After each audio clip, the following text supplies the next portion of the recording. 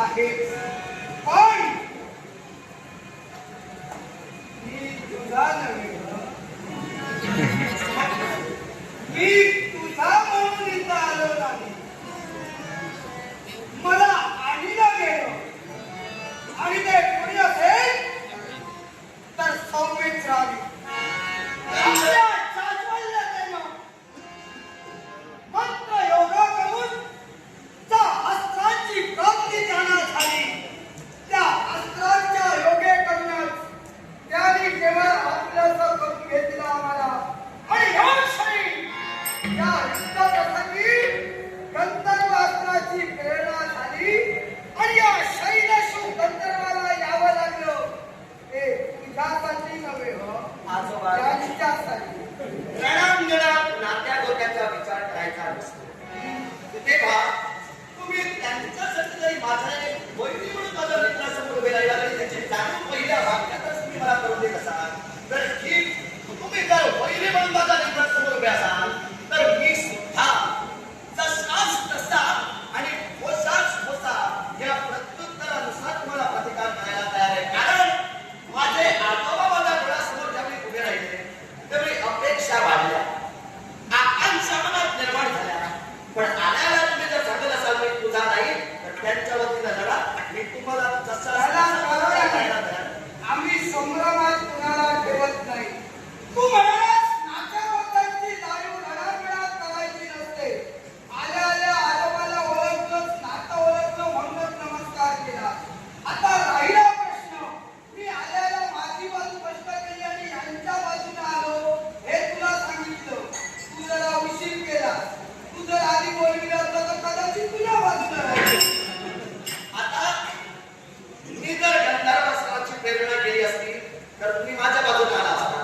मला वाटलं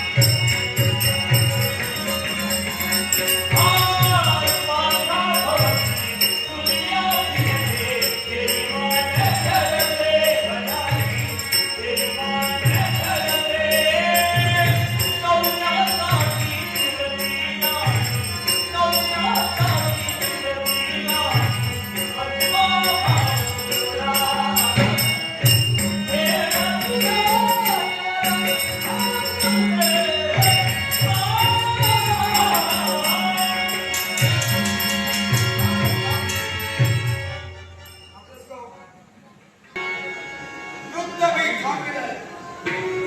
याला कारण काय? तर तुझे पराक्रम अवलंबलेले आहे. तुझ्या पराक्रमाला मी वाव देतोय. पण या युद्धाचा त्याग करून जात असताना तुला समजुतीसाठी सांगतोय. तू मला म्हणालास कोण जास्त आणि कोण कमी हे ठरलेलं नाही आणि त्यासाठी देखील हे नाही. पण लक्षात ठेव, इथं प्रत्येकाचा वापर केला जातो आणि तो कसा? अरे प्रत्येकाला त्याच्या मनासारखं मिळालं असतं तर कमविण्याची भीती आणि कमविलेल्याची किंमत कळली नसते. अरे सकाळी सूर्याला नमस्कार करणारे दुपारी त्या सूर्याचा तिरस्कार करतात. ऊन लागू लागले तेव्हा